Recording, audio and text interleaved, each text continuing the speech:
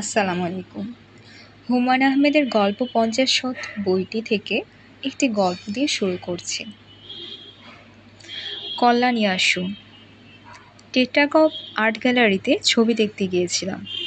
পুরনো দিনের মহান সব শিল্পীদের আঁকা ছবি দেখতে দেখতে এগোচ্ছি, হঠাৎ থমকে দাঁড়াতে হলো। সঙ্গে রাশিয়ান গাইড বলল, কি হয়েছে? আমি হাত উঁচিয়ে একটি পেন্টিং দেখালাম। প্রিন্সেস তারাকনোভার পেন্টিং, অপূর্ব ছবি। জরি, ছবিটি দেখে তোমার কথা মনে পড়ল। গাইড বলল, সেন্ট পিটার্সবার্গ জেলে প্রিন্সেসের শেষ দিনগুলো কেটেছে। ওই দেখো, সেলের অন্ধকূপে কি করে বন্যার পানি ঢুকছে। দেখো প্রিন্সেসের চোখে মুখে গভীর বিষাদ, প্রাগর বেদনা। আমি কথা বললাম না, অভিভূত হয়ে তাকিয়ে রইলাম। গাইড বলল, এসো পাশের কামরায় যাই। আমি নড়লাম না। মৃদু গলায় বললাম, মিস্টার জোখব, আজ আর কিছু দেখব না, চলো কোথাও বসে চা খাওয়া যাক। দুজনে নিঃশব্দে বেরিয়ে গেলাম। ভীষণ শীত বাইরে, রাস্তাঘাট ফাঁকা ফাঁকা, ঠান্ডা কনকনে হাওয়া মোটা ওভারকোট ভেদ করে শরীরে বিচ্ছে। আমার সঙ্গী হঠাৎ জানতে চাইল, তোমার কি শরীর খারাপ করছে? না। আর্ট গ্যালারি কেমন দেখলে? চমৎকার, অপূর্ব।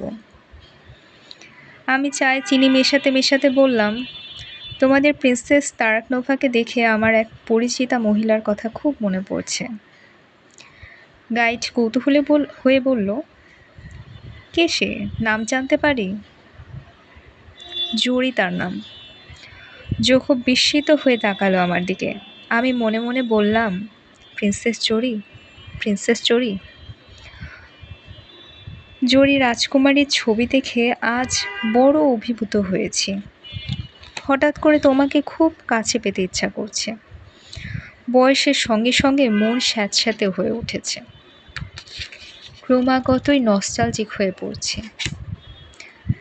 ঘুম কমে গেছে, অনেক রাত পর্যন্ত জেগে থাকি, ঘন ঘন কফি খাই, চুরুটের গন্ধে ঘরের বাতাস ভারী হয়ে ওঠে। শেষ রাতের দিকে ঘুমোতে গিয়ে বিচিত্র সব স্বপ্ন দেখে জেগে উঠি। পরশু রাতে কি স্বপ্ন দেখলাম জানো? দেখলাম আমাদের নীলগঞ্জে যেন খুব বড় একটা মেলা বসেছে। বাবার হাত ধরে মেলা দেখতে গিয়েছি। ইস, কতদিন পর বাবাকে স্বপ্নে দেখলাম। বাবা বললেন, খোকা, নাগরদোলায় চড়বি? আমি যতই না করি তিনি ততই জোর করেন। তারপর দেখলাম ভয়ে আমি থরথর করে কাঁপছি, আর শা শা শব্দে নাগরদোলা উড়ে চলছে। চন্দ্র, সূর্য, গ্রহ, তারকা ছাড়িয়ে দূরে দূরে, আরো দূরে। ঘুম ভেঙে দেখি চোখের জলে বালিশ ভিজে গিয়েছে। 40 বছর বয়সে কেউ কি এমন করে কাঁদে? আমি বুড়ো হয়ে যাচ্ছি জরি। আজকাল খুব নীলগঞ্জে যেতে ইচ্ছে করে আগের মতো সন্ধ্যাবেলা পুকুর ঘাটে বসে জোনাকি পোকার আলো দেখি। মস্কোতে আজ আমার শেষ রাত। আগামীকাল ভোর 4টায় রওনা হব রোমানিয়ায়। খুব কষ্ট করে 1 মাসের ভিসা জোগাড় করেছি। এই 1 মাস খুব ঘুরে বেড়াবো, তারপর ফিরে যাব মন্ট্রিলে নিজের আস্তানায়। বেশ একটা গতির জীবন বেছে নিয়েছি, তাই না? অথচ এই আমি ছোটবেলায় হোস্টেল থেকে যাবার সময় হলে কি মন খারাপ করতাম।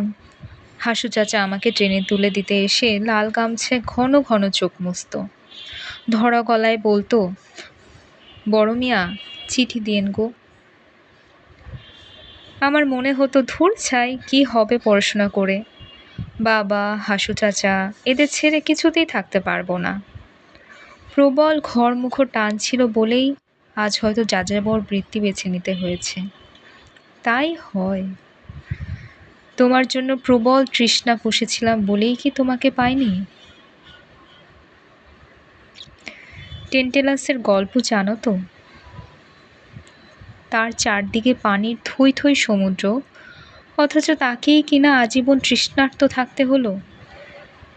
জরি, তোমার কি মনে আছে বিয়ের পরদিন তোমাকে নিয়ে যখন নীলগঞ্জে আসি, তুমি ট্রেনের জানালায় মুখ রেখে খুব কেঁদেছিলে? তখন কার্তিকের শুরু, ধানি রঙের রোদে ঝলমল করছে চারদিক, হালকা হিমেল বাতাস। মনে আছে সেসব কথা? আমি বলেছিলাম মাথাটা ভেতরে টেনে নাও জড়ি, কয়লার গুঁড়ো এসে চোখে পড়বে। তুমি বললে পড়ুক, কামরায় আমরা দুটি মাত্র প্রাণী। বরযাত্রীরা আমাদের একা থাকবার সুযোগ দিয়ে অন্য কামরায় উঠেছে। ট্রেন ছুটে চলছে ঝিকঝিক করে, বাতাসে তোমার লালচে চুলগুলো উড়ছে। কি একটা সেন্ট মেখেছ, চারপাশে তার চাপা সৌরভ। আমি গাঢ় স্বরে বললাম, ছি জড়ি, কাঁদছ কেন? কথা বলো। আমার কথায় তুমি কি মনে করেছিলে কে জানে। অনেকক্ষণ আমার চোখে চোখে তাকিয়ে কি মনে করে যেন হেসে ফেললে। হেসে ফেলে লজ্জা পেয়ে দুটা হাতে মুখ ঢেকে ফেললে। সেদিন কি গভীর আনন্দ আমাকে অভিভূত করেছিল। মনে হয়েছিল রহস্যমণ্ডিত এই রমণীটিকে পেয়েছি। গৌরীপুরে গাড়ি অনেকক্ষণ হল্ট করলো। একজন অন্ধ ভিখারি একতারা বাজিয়ে আমাদের কামরার সামনে খুব গান গাইতে লাগলো। ও মনা, এই কথাটি না জানলে প্রাণে বাঁচতাম না। তুমি অবাক হয়ে বললে, কি সুন্দর গায়। তারপর দুটি টাকা বের করে দিলে। ট্রেন ছাড়তেই জানালা দিয়ে অনেকখানি মাথা বের করে বললে, দেখুন দেখুন, কতগুলো বক একসঙ্গে উড়ে যাচ্ছে। বক নয়, শীতের শুরুতে ঝাঁক বেঁধে পালি হাঁস উড়ে আসছিল। আগে দেখনি কখনো? তাই খুব অবাক হয়েছিলে। আমি বলছিলাম, বক নয় জড়ি, ওগুলো বালি হাঁস। আর শোনো, আপনি আপনি করছো কেন? আমাকে তুমি তুমি করে বলবে। ওই হাঁসগুলো কোথায় যাচ্ছে? বিলের দিকে। আপনাদের নীলগঞ্জে বিল আছে? আবার আপনি? তুমি হেসে বললে, নীলগঞ্জে বিল আছে? আমি বললাম, বলো তোমাদের নীলগঞ্জে বিল আছে? তুমি মুখ ফিরিয়ে হাসতে শুরু করলে। আমার মনে হলো সুখ কোনো অলীক বস্তু নয়, এর জন্য জীবনব্যাপী কোনো সাধনার প্রয়োজন নেই। প্রভাতের সূর্যকিরণ বা রাতের জ্যোৎস্নার মতোই এও আপনাতেই আসে। কিন্তু প্রিন্সেস তারাক নোভার ছবি দেখতে গিয়ে উল্টো কথা মনে হলো। মনে হলো সুখটুক বলে কিছুই নেই, নিরবিচ্ছিন্ন দুঃখ নিয়েই আমাদের কারবার। চোখের সামনে যেন দেখতে পেলাম হতাশ রাজকুমারী পিটার্সবার্গের নির্জন সেলে মৃত্যুর অপেক্ষা করছে। হু হু করে বন্যার জল ঢুকছে ঘরে। রাজকুমারীর ঠোঁটের কোণায় কান্নার মতো অদ্ভুত এক হাসি ফুটে উঠছে। ছবির দিকে তাকিয়ে থাকতে থাকতে একসময় মনে হলো রাজকুমারীকে খুব পরিচিত মনে হচ্ছে। জরির মুখের আদল আসছে নাকি? পরবর্তী মুহূর্তে ভুল ভাঙল। না, জরির সাথে এর মুখের তেমন একটা মিল নেই। জরির মুখ গোলগাল, একটু আদুরে ভাব আছে, আর রাজকুমারীর মুখটি লম্বাটে ও বিষণ্ণ। মনে আছে জরি, একবার তোমার একটি পোর্ট্রেট করেছিলাম, কিছুতেই মন ভরে না। ব্রাশ ঘষি, আবার চাকু দিয়ে চেঁচে রং তুলে ফেলি।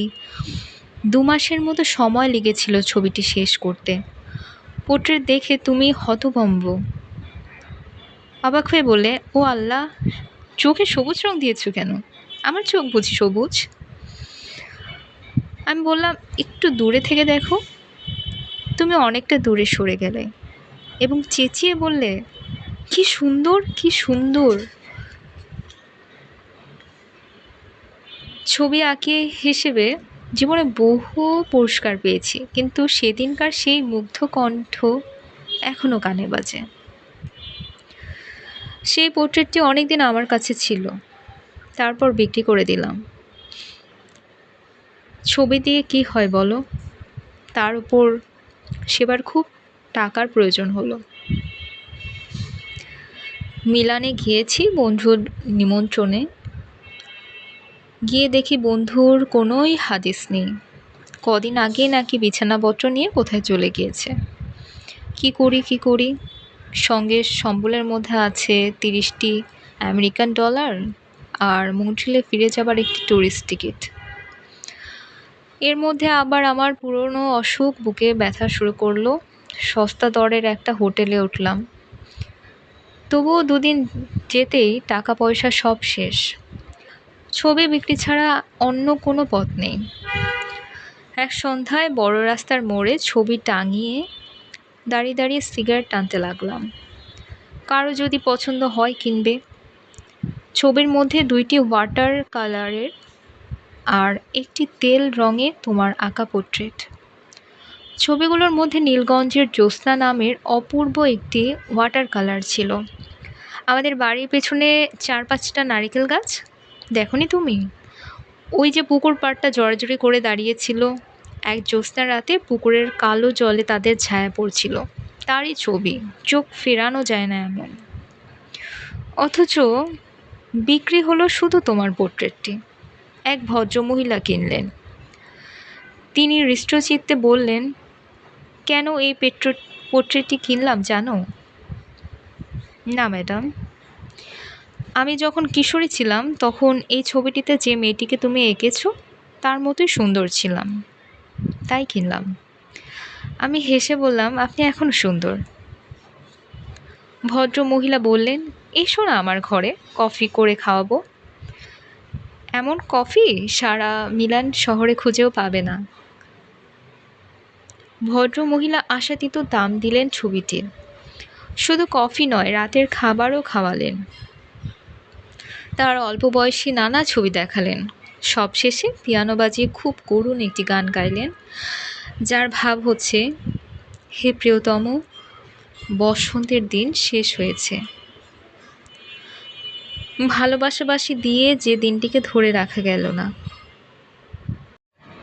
নিজের হাতে তোমার ছবিটি টানালাম। কোথাকার ইতালির মিলান শহরে এক বৃদ্ধা মহিলা, তার ঘরে তোমার হাসি মুখের ছবিটি ঝুলতে লাগলো। কেমন অবাক লাগে ভাবতে, 100 বছর পর এই ছবিটি যখন হয়তো অবিকৃতই থাকবে, বৃদ্ধার নাতি নাতনিরা ভাববে এটা কার পোর্ট্রেট, এখানে কিভাবে এসেছে। ফেরার পথে বৃদ্ধার হাতে চুমু খেলাম। মনে মনে বললাম, আমার জড়ি যেন তোমার কাছে সুখী থাকে। আমরা সব সময় সুখে থাকার কথা বলি। যতবার নীলগঞ্জ থেকে ঢাকার হোস্টেলে যেতাম, বাবা বলতেন সুখে থেকো। তুমি যখন লাল বেনারসিতে মুখ ঢেকে ট্রেনে উঠলে, তোমার মা কাঁদতে কাঁদতে বললেন সুখী থেকো।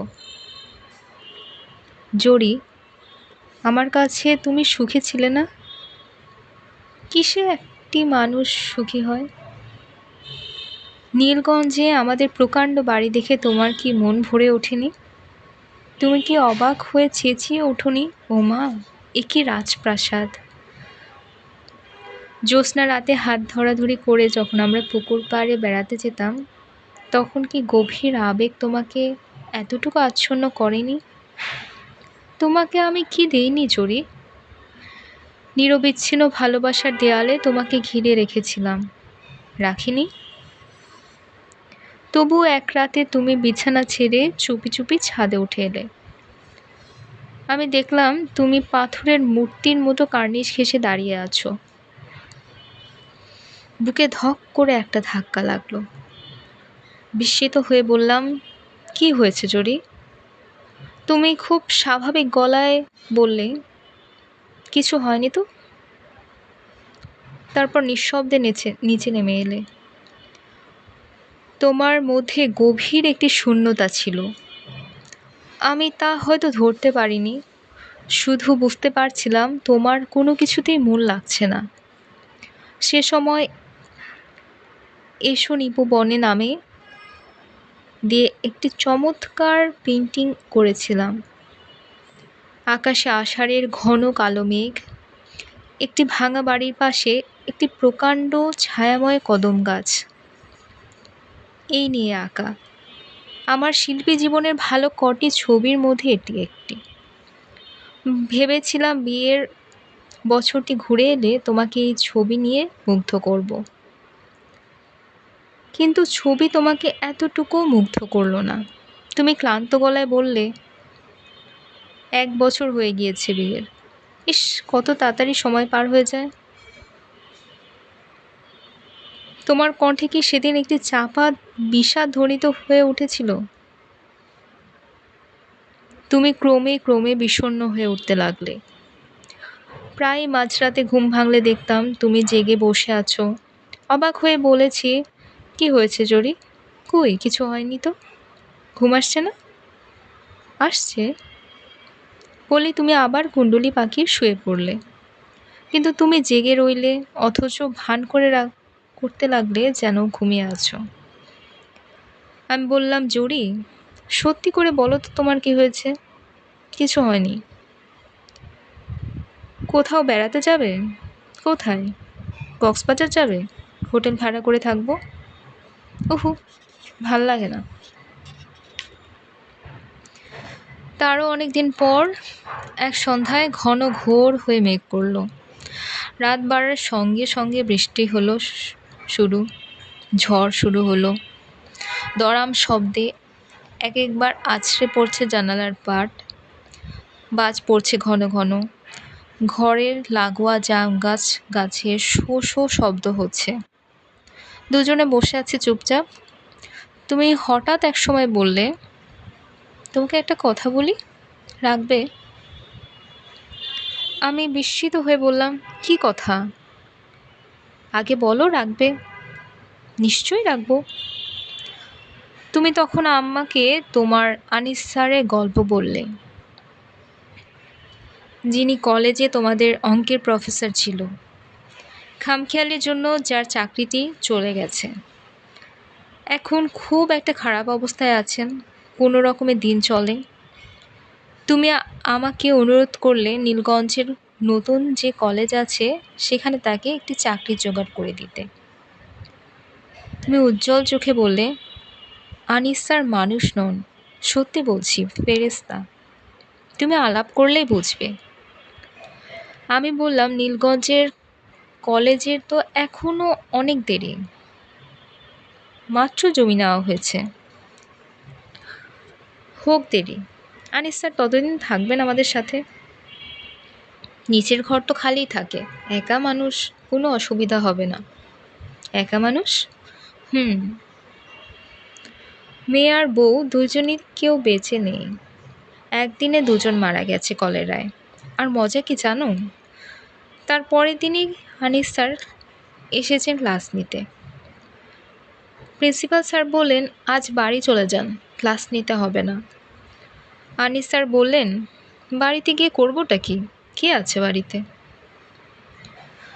আমি বললাম, চিঠি লিখলেই কি তোমার স্যার চলে আসবেন এখানে? হ্যাঁ, আসবেন। আমি লিখলেই আসবেন। লিখবো স্যারকে? বেশ, লেখো। তুমি সঙ্গে সঙ্গে চিঠি লিখতে উঠে গেলে। সেই চিঠি শেষ হতে অনেক সময় লাগলো। বসে বসে দেখলাম অনেক কাটাকুটি করলে, অনেক কাগজ ছিঁড়ে ফেললে, এবং এক সময় চিঠি শেষ করে হাসি মুখে উঠে গেলে। তোমাকে সে রাতে ভীষণ উৎফুল্ল লাগছিল। আহ, লিখতে লিখতে কেমন যেন লাগছে। এখন প্রায় মধ্যরাত, তবুও ইচ্ছে হচ্ছে রাস্তায় একটু হেঁটে বেড়াই। নিশিরাতে নির্জন রাস্তায় হেঁটে বেড়াতে আমার বেশ লাগলো। তুমি কি দস্তয়েভস্কির রূপালী রাত্রি বইটি পড়েছ? রূপালী রাত্রিতে আমার মতো একজন নিশি পাওয়া লোকের গল্প আছে। জরি, তোমাদের স্যার কবে যেন উঠলেন আমাদের বাড়িতে? দিন তারিখ এখন আর মনে পড়ছে না, শুধু মনে পড়ছে মাঝ বয়সী একটা ছোটোখাটো মানুষ ভোরবেলায় এসে খুব হইচই শুরু করেছিলেন। চেঁচিয়ে রাগী গলায় বলেছিলেন, সুলতানা, সুলতানা। তুমি ধর্মর করে জেগে উঠলে। ও আল্লাহ, কি কাণ্ড, স্যার এসে পড়েছেন! এই বলে খালি পায়ে ছুটতে ছুটতে নিচে নেমে গেলে। আমি জানালা দিয়ে মুখ বাড়িয়ে দেখলাম তুমি পা ছুঁয়ে সালাম করছো। আর তোমাদের স্যার বিরক্তিতে ভ্রু কুঁচকে বিড়বিড় করে কি যেন একটা বলছে। খানিক পরে দেখলাম তিনি খুব হাসছেন, সেই সঙ্গে লাজুক ভঙ্গিতে তুমিও হাসছো। তুমি খুশি হয়েছিল তো? নিশ্চয়ই হয়েছিলে।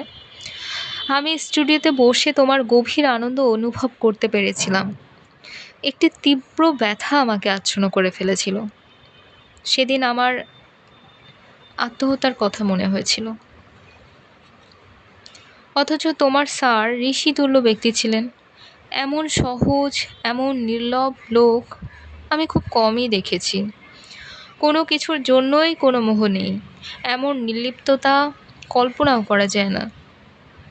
জরি, তুমি ঠিক লোকেরই প্রেমে পড়েছিলে। এমন মানুষকে ভালোবেসে দুঃখ পাওয়াতেও আনন্দ। তোমার স্যার ফেরেশতাই ছিলেন। কিন্তু জরি, আমি তো ফেরেশতা নই। আমার হৃদয়ে ভালোবাসার সঙ্গে গ্লানি ও ঘৃণাও আছে। আমি সত্যিই একজন সাধারণ মানুষ। সময় কাটতে লাগলো। আমি শামুকের মতো নিজেকে গুটিয়ে নিলাম। অনেকগুলো ছবি আঁকলাম সে সময়ে। তোমার পোর্ট্রেটটিও সে সময় করা।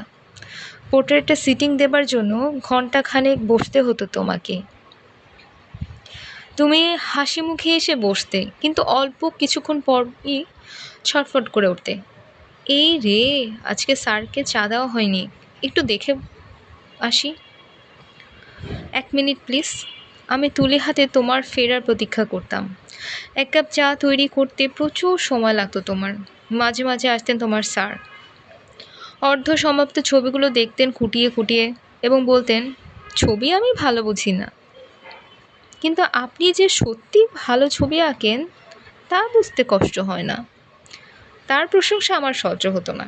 আমি হাত গুটিয়ে বসে থাকতাম। কি বলতেন, আপনি আঁকুন, আমি দেখি কি করে ছবি আঁকা হয়। আমি কারো সামনে ছবি আঁকতে পারি না। তবু তোমার স্যার বসে থাকতেন। তীব্র ঘৃণায় আমি কতবার তাকে বলেছি, এখানে বসে আছেন কেন, বাইরে যান। কোথায় যাব? নদীর ধারে যান, জরিকে সঙ্গে নিয়ে যান। কাজের সময় বিরক্ত করছেন কেন আপনি? অপমানে তোমার মুখ কালো হয়ে উঠত। প্রথমে থমথমে স্বরে বলতেন, চলুন স্যার আমরা যাই।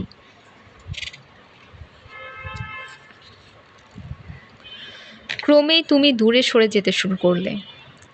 পরিবর্তনটা খুব ধীরে হচ্ছিল, সেজন্যই ঠিক বলতে পারবো না কখন থেকে ঠিক তুমি আমাকে ঘৃণা করতে শুরু করলে। ব্যক্তিগত হতাশা, বঞ্চনা এই দুই মিলিয়ে মানসিক দিক থেকে আমি অনেক আগে অসুস্থ হয়ে পড়েছিলাম। সেই অসুখ ছড়িয়ে পড়ল শরীরে। এক নাগাড়ে জ্বর চলল দীর্ঘদিন। ঘুম হয় না, বুকের মধ্যে এক ধরনের ব্যথা অনুভব করি, তীব্র যন্ত্রণা। অসুখ বিসুখে মানুষ খুব অসহায় হয়ে পড়ে। সে সময় একটি সুখকর স্পর্শের জন্য মানুষ কাঁদে। কিন্তু তুমি আগের মতোই দূরে দূরে রইলে, যেন ভয়ানক একটা ছোঁয়াচে রোগ আমার। আমি শয্যাশয়ী। ছোঁয়াচে বাঁচিয়ে না চললে বিপদ অনিবার্য। তোমার স্যার আসতেন মাঝে মাঝেই। আমি তার চোখে গভীর মমতা টের পেতাম। তিনি আমার কপালে হাত রেখে নরম গলায় বলতেন, একটি গল্প পড়ে শোনাই আপনাকে, আপনার ভালো লাগবে। আমি রেগে গিয়ে বলতাম, একা থাকতেই আমার ভালো লাগে, আপনি নিচে যান, কেন বিরক্ত করছেন? এত অস্থির হচ্ছেন কেন? আমি একটু বসি এখানে, কথা বলি আপনার সঙ্গে। না, অসহ্য, আপনি জরুরির সঙ্গে কথা বলুন। আমার অসুখ সারে না কিছুতেই। বাবার বন্ধু শশধর ডাক্তার রোজ দুবেলা আসেন আর গম্ভীর হয়ে মাথা নাড়েন। বারবার জিজ্ঞাসা করেন, হাঁপানির টান উঠে নাকি বাবা? হাঁপানি তোমাদের বংশের অসুখ। তোমার দাদার ছিল, তোমার বাবার ছিল। শ্বাস নিতে কোনো কষ্ট হয়? টের পাও কিছু? একটু যেন পাই। ডাক্তার চাচা একটা মালিশের শিশি দিলেন।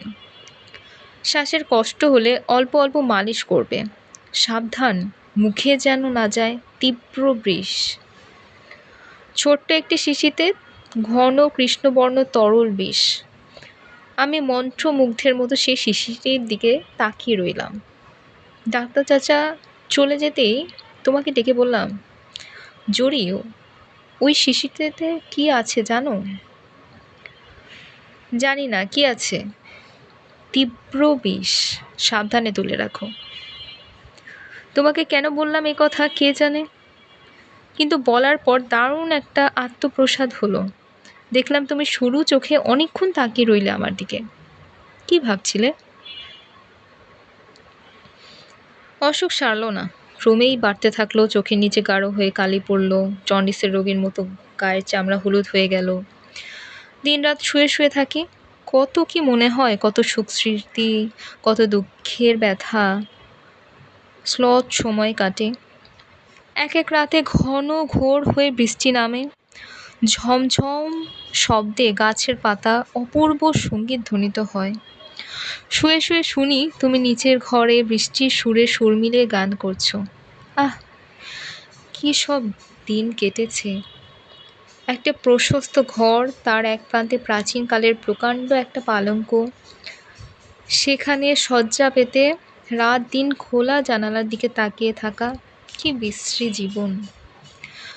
ডাক্তার চাচা কতবার আমার মুখের দিকে উপর ঝিউকে বলেছে, কেন তোমার অসুখ সারে না বলো, কেন?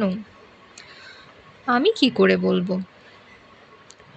যাও হাওয়া বদল করে আসো, বৌমাকে নিয়ে ঘুরে আসো কক্সবাজার থেকে। আচ্ছা যাব। আচ্ছা নয়, কালই যাও, সন্ধ্যায় ময়মনসিংহ এক্সপ্রেস। এত তাড়া কিসের? তাড়া আছে, আমি বলছি বৌমাকে সব ব্যবস্থা করতে। ডাক্তার চাচা সেদিন অতিরিক্ত ব্যস্ত হয়ে ডাকলেন, ও বৌমা, বৌমা। তুমি তো প্রায় সময় থাকতে না, সেদিনও ছিলে না। ডাক্তার চাচা অনেকক্ষণ অবাক হয়ে তাকিয়েছিলেন সেদিন। শুধু কি তিনি, এবারে সব কটি লোক কৌতূহলী হয়ে দেখতো তোমাকে। আবুর মা মাথা গরম পানির বোতল আমার বিছানায় রাখতে রাখতে নিহাল যেন একটা কথার ভঙ্গিতে বলল, বিবি সাহেব নদীর পাড়ে বেড়াইতে গেছেন।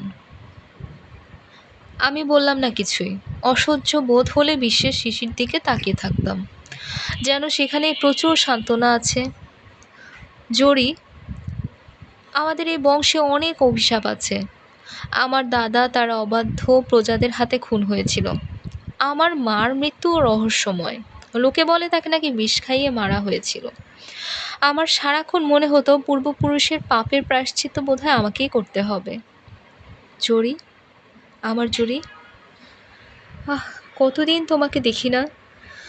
তোমার গোলগাল আদুরে মুখ কি এখনো আগের মতো আছে? না, তা কি আর থাকে নাকি? জীবন তো বহতা নদী, মাঝে মাঝে তোমার জন্য খুব কষ্ট হয়, ইচ্ছে হয় আবার নতুন করে জীবন শুরু করতে। ট্রেনে করে তুমি প্রথমবারের মতো গোপাল নীলগঞ্জে এসেছো, সেখান থেকে শুরু করতে ইচ্ছা করে। ওই যে গৌরীপুরের ট্রেন থেমে থাকলো অনেকক্ষণ, একজন ভিখারি একতারা বাজিয়ে করুণ স্বরে গাইল, ও মোনা। এই কথাটি না জানলে প্রাণে বাঁচতাম না। ও মোনা, ও মোনা। তুমি ভিখিরিকে 2টি টাকা দিলে। তোমার কথা মনে হলেই কষ্ট হয়। ভালোবাসার কষ্ট আমার চেয়ে বেশি কে আর জানবে বলো? তোমার ব্যথা আমি সত্যি সত্যি অনুভব করেছিলাম। তোমার স্যার যেদিন নিতান্ত সহজ স্বাভাবিক ভঙ্গিতে বললেন, সুলতানা, আমার সুটকেসটি গুছিয়ে দাও, আমি ভরে যাচ্ছি, তখন তোমার চোখে জল টলমল করে উঠল। তোমার স্যার সেদিকে লক্ষ্যও করলেন না, সহজ ভঙ্গিতে এসে বসলেন আমার বিছানার পাশে। গাঢ় স্বরে বললেন, আপনি জড়িকে নিয়ে সমুদ্র তীরে কিছুদিন থাকুন, ভালো হয়ে যাবেন। আমি বললাম, না না, আমি যাব না, সমুদ্র আমার ভালো লাগে না। আপনারা দুজনে যান সমুদ্র তীরে, সব সময় দুজন করে যেতে হয়, এর বেশিও নয় এর কমও নয়। তোমার স্যার তৃপ্তির হাসিতে হাসতে লাগলেন। তুমি মাথা নিচু করে দাঁড়িয়ে রইলে, একটি কথাও বললে না। আমি দেখলাম তুমি খুব শান্ত ভঙ্গিতে স্যারের সুটকেস গুছিয়ে দিলে। রাস্তায় খিদে পেলে খাবার জন্য একগাদা কী সব যেন তৈরিও করে দিলে। তিনি বিদায় নিলেন খুব সহজভাবে। ঘর থেকে বেরিয়ে একবার পেছনেও ফিরে তাকালেন না। তুমি মূর্তির মতো গেটের সামনে দাঁড়িয়ে রইলে। জরি, তুমি ভুল লোকটিকে বেছে নিয়েছিলে। এসব লোকের জন্য কোনো পিছুটান থাকে না। নিজ স্ত্রীকন্যার মৃত্যুর পরের দিন যে ক্লাসে নিতে আসে, তাকে কি আর ভালোবাসে শিকলে বাঁধা যায়? তোমার স্যার চলে যাবার দিন আমি তোমাকে তীব্র অপমান করলাম। বিশ্বাস করো, ইচ্ছা করে করিনি। তোমার স্যার যখন বললেন, আপনার কাছে আমার একটা জিনিস চাইবার আছে, আমি চমকে উঠে বললাম, কী জিনিস? আপনার একটি ছবি আমি নিতে চাই। হাত জোর করে প্রার্থনা করছি। নিশ্চয়ই আপনার পছন্দ মতো ছবি আপনি উঠিয়ে নিন, যে কোনো ছবি, যেটা আপনার ভালো লাগে। তিনি ব্যস্ত হয়ে আমার স্টুডিওর দিকে চলে গেলেন। আমি তোমার চোখে চোখ রেখে বললাম, স্যার কোন ছবিটি নেবেন জানো তুমি? না, স্যার নেবেন তোমার পোর্ট্রেট। তিনি কিন্তু নিলেন অন্য ছবি, জল রঙে আঁকা এসো নিপবনে, এই ছবিটি নিলেন। তাকিয়ে দেখি অপমানে তোমার মুখ নীল হয়ে গেছে। তীব্র ঘৃণা নিয়ে তুমি আমার দিকে তাকালে। সেসব পুরনো কথা কি তোমার মনে পড়ে? বয়স হলে তো সবাই নস্টালজিক হয়, তুমি হওনি? কুটিল সাপের মতো যে ঘৃণা তোমার বুকে কিলবিল করে উঠছিল, তার জন্য কি তোমার কখনো কাঁদতে ইচ্ছা হয়নি? তুমি কাঁদছো, এই ছবিটি বড় দেখতে ইচ্ছা করে। তোমার স্যার চলে যাবার পর তুমি কি করবে তা কিন্তু আমি জানতাম জরি। তোমার তো এছাড়া আর কোনো পথ ছিল না। মিছিমিছি তুমি সারা জীবন লজ্জিত হয়ে রইলে। আমি তোমাকে চন্দ্রনাথ পাহাড়ে বেড়াতে নিয়ে যেতে চেয়েছি, তুমি বলেছ না।